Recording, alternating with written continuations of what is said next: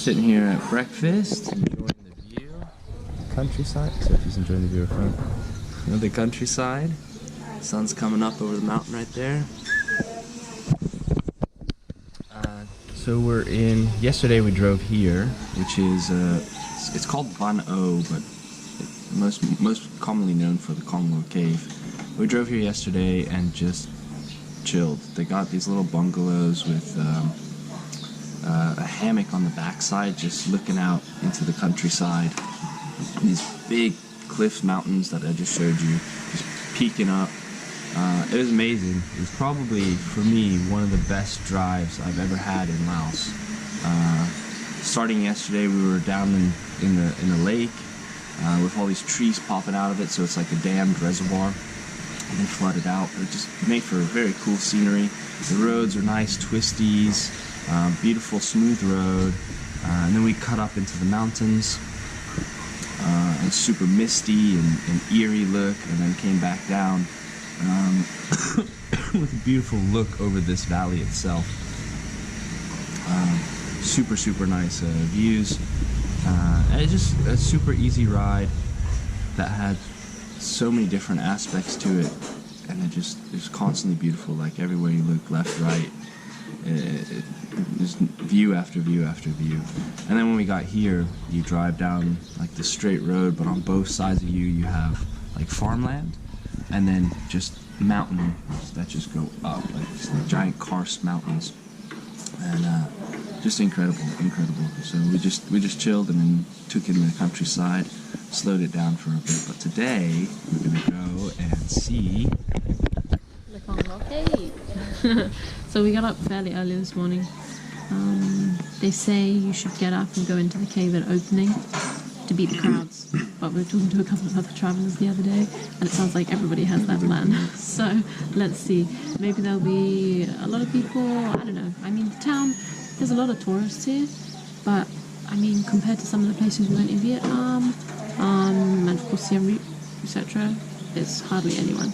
So let's see. I mean, we're the first people at breakfast, and it's now 7:15. The cave's open at 8, so I should think we'll be there for opening. So we'll see how it is. But yeah, we're going to go through the caves.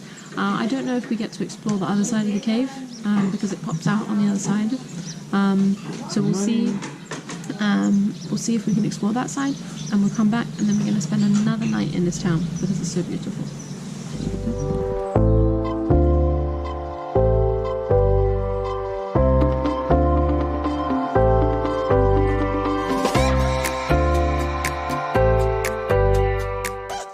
adventure gear on.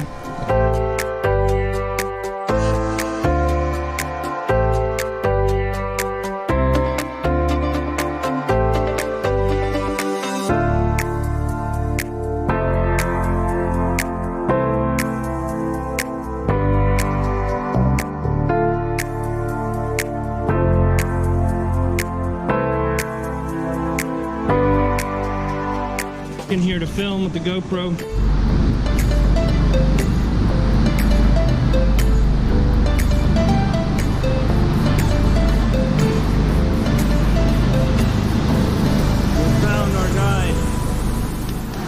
We're here in the cave now. I don't know if you can see my face.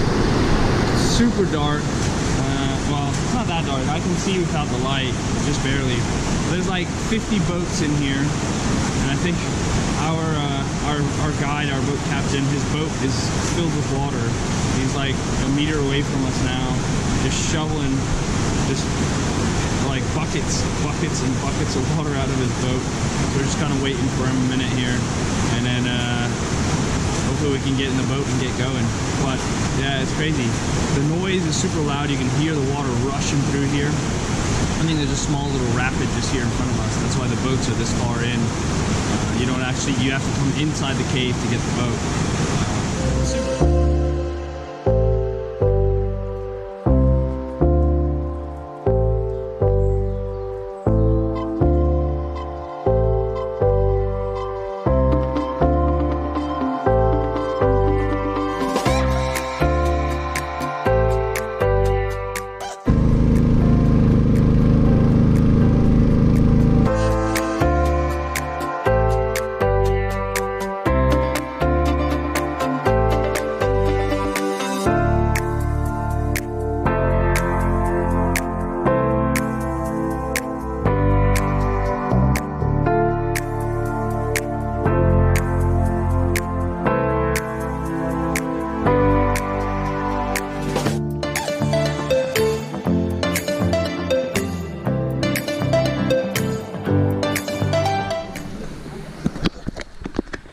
What's up, guys? So we made it through the cave.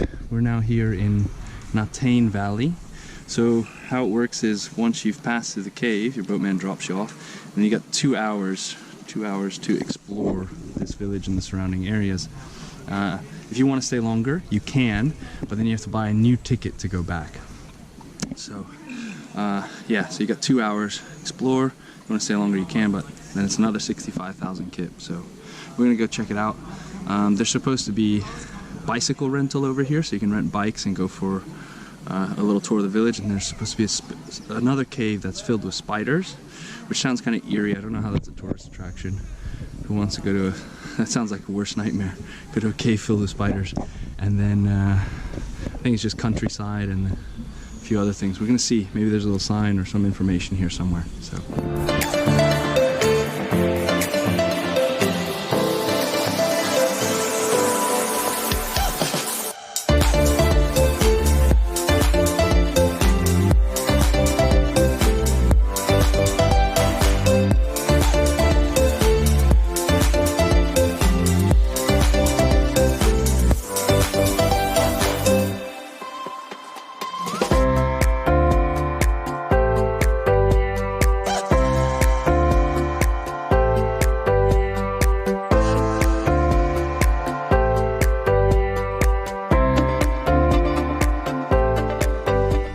Here, they're busy drying tapioca.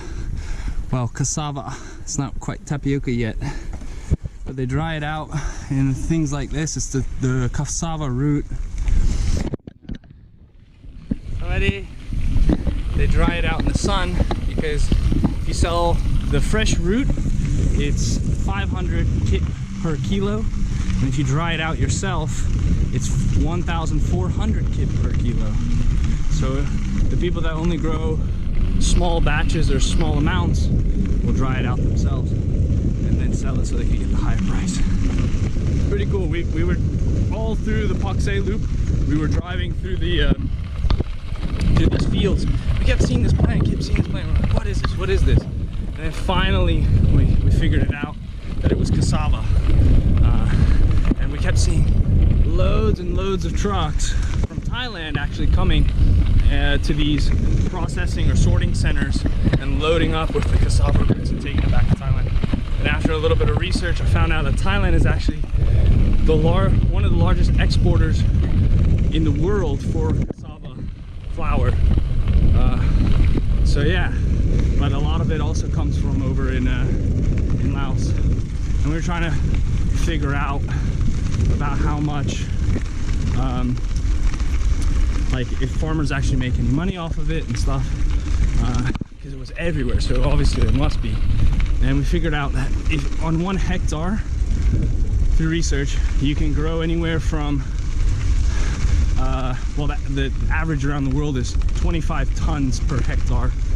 In Laos they were growing between 15 to 20 tons per hectare, which sounds like a lot, but if 1 kilo is only 500 kip, it's not that much. In the end, I calculated, I think it was that they would get like $8,000 per hectare.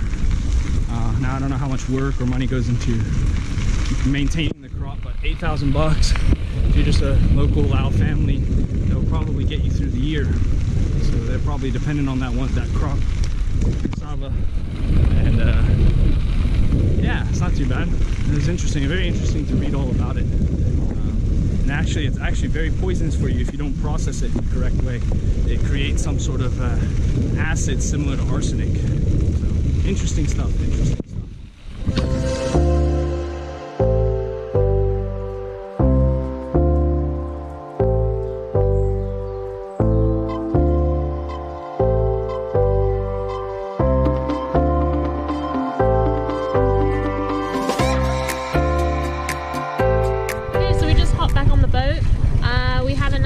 We did a nice cycle tour around the village on this side of the cave.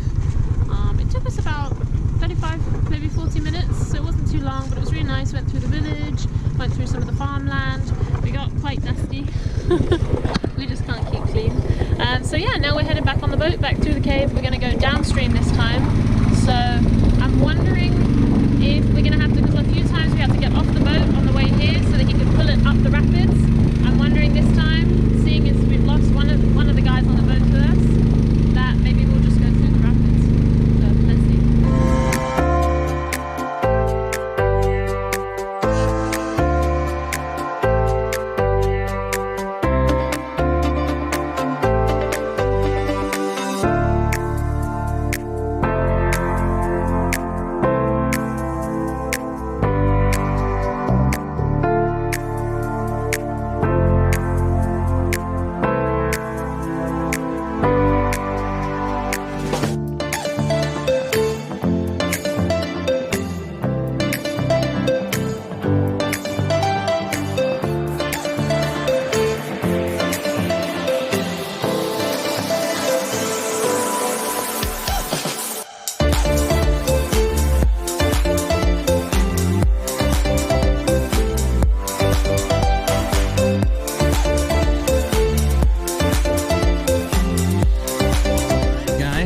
Back on the other side, heading back to our motorcycles.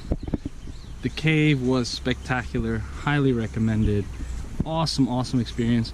Our only downfall was this morning when we arrived. In the beginning of the cave, you stop and then you walk on the side up this little beach and up a little plateau, and the lights inside the cave weren't on yet, so we just walked through the dark.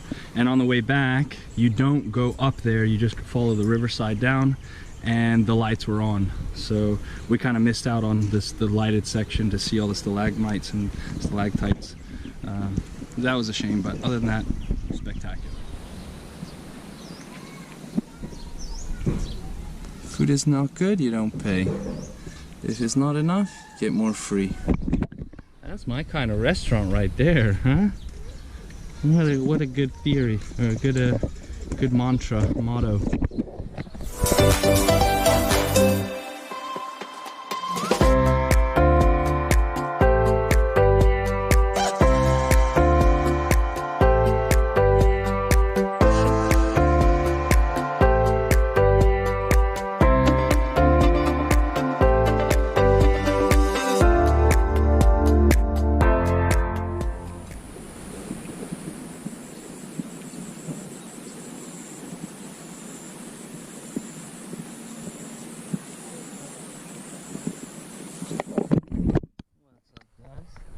How you doing? What a beautiful day.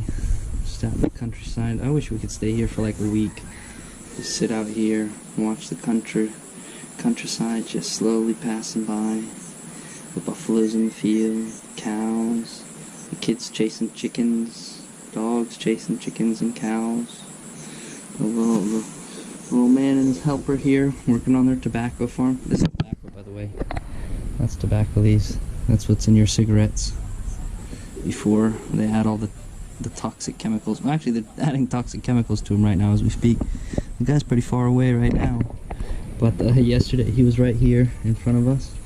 He's like snapping the top off the main middle root, and they have this jar of like radioactive yellow goo. It looks like runny American mustard. And they're just pouring it right down the middle of the stem. I don't know exactly what it is, but I'm sure it's something like jumbo juice to give the tobacco plants a boost. Nice big old kick to get them super big and strong. But yeah, it's just so nice and peaceful here. The sun's going down on the other side now, so we get nice light just on these rocks. I don't know. It's good. Quiet life. Simple and easy. But it's a trade-off. It's a trade-off. As always. So we're busy relacing her shoes. She went and she cleaned her shoes. I washed them. They're pretty clean. She washed all the dirt off of them. I didn't clean mine. They're probably going to be so stiff and solid tomorrow because they're leather and they got wet and muddy. Now it's probably like I don't know, hardened. Probably should have cleaned them, but I'm lazy. Yeah, we had a pretty lazy day today, speaking of lazy. We did some computer work, trying to do some things, catch up on videos, photos. Had to do some things for my dad. which I need to call in a little bit here. But just relaxed. Have a nice little lunch at our favorite little lunch place. The #1 farm-to-table restaurant in Laos. You literally eat above the farm. Right, Sophie? They got pigs, chickens that are running around underneath you while you're sitting at your table. We sat at the best table with the rooster. And they have a hornbill that just sits in the restaurant. It's just chilling there. We don't know the story. Maybe they found it when it was a baby and it just grew up there and never learned to fly. But it just sits there, just looking at everything. It makes some squawks every now and again, and that's about it. Yeah, anyway. Sun's going down. When the sun goes down, we'll probably have a dinner and go to sleep early like old people.